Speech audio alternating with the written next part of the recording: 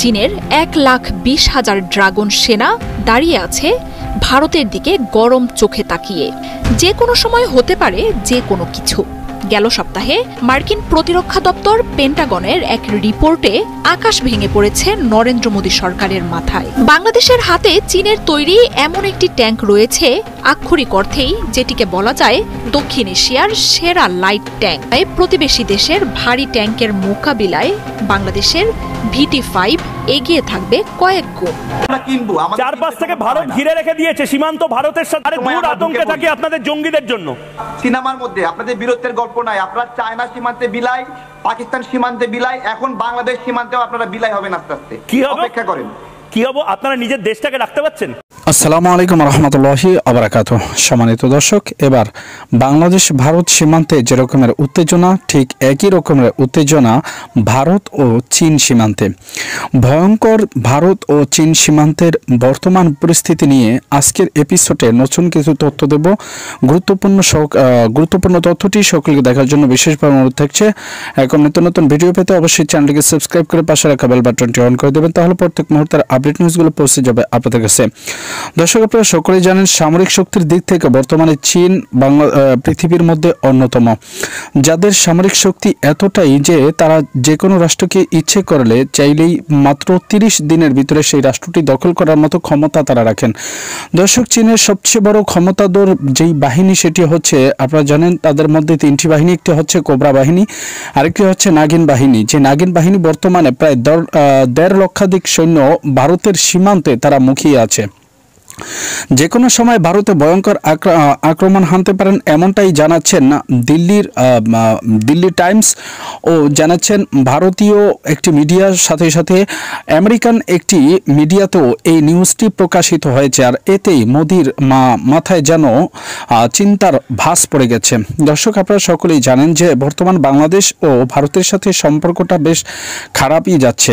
এদিক থেকে চীন ও পাকিস্তান যখন বাংলাদেশকে সার্বিক সহযোগিতার প্রস্তুতি নিচ্ছে, ঠিক সেই সময় ভারত ও বাংলাদেশের সম্পর্কের অবনতি ঘটার কারণে চীন যেভাবে বাংলাদেশকে সাহায্য করতে চায়, ঠিক একইভাবে চীন তাদের ভারতীয় সীমান্তে এবার তাদের সৈন্য পাঠিয়ে তারা ভয়ঙ্কর অবস্থান নিয়েছেন। যে কোনো সময় তারা হামলা করতে পারেন ভারতের দিকে। এদিকে কাশ্মীরের সাথে পাকিস্তানের বিরোধ নিয়ে যে ভারতের সাথে দ্বন্দ্ব চলছে কিংবা কোলাহল চলছে, সেটি আরও তীব্র থেকে তীব্র আকার ধারণ করেছে বলেও জানা গিয়েছে।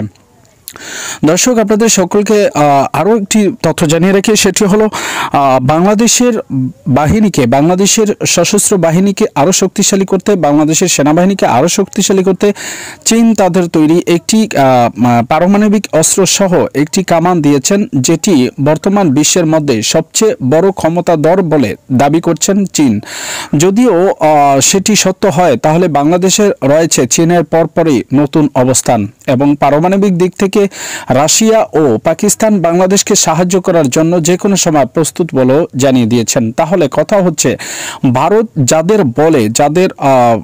বলে বাংলাদেশের উপরে হামলা করার জন্য প্রস্তুতি নিচ্ছেন, তারা কি ভারতকে কতটুকু সহযোগিতা করবে? এর মধ্যে জানা গিয়েছে বাংলাদেশের জিডিপির চাইতে ভারতের জিডিপির হার কমে গেছে ন্যূনতম অনেকই, এবং বাংলাদেশের সাথে ব্যবসায়িক সম্পর্কটা অবনতি হওয়ার কারণে ভারতের বিভিন্ন জায়গাতে বিভিন্ন রকমের আন্দোলন সংগ্রাম করতে দেখা গিয়েছে কৃষকদের, এবং সেখানে বাংলাদেশের ব্যবসায়ীদের সাথে ভারতের যারা ব্যবসা করতেন তাদের বর্তমান পরিস্থিতি তারা সাংবাদিকদের সামনে সাংবাদিক সম্মেলন করে যেটি জানিয়েছেন, তাতে ভারতের বর্তমান অবস্থা খুবই ভয়ঙ্কর এবং খুবই নাজুক। অন্যদিকে ভারতের দিকে আগে যেই সাহায্যের হাত বাড়াতেন যুক্তরাষ্ট্র, সেটিও বন্ধ করে দিয়েছেন ডোনাল্ড ট্রাম্প ক্ষমতায় আসার পরে।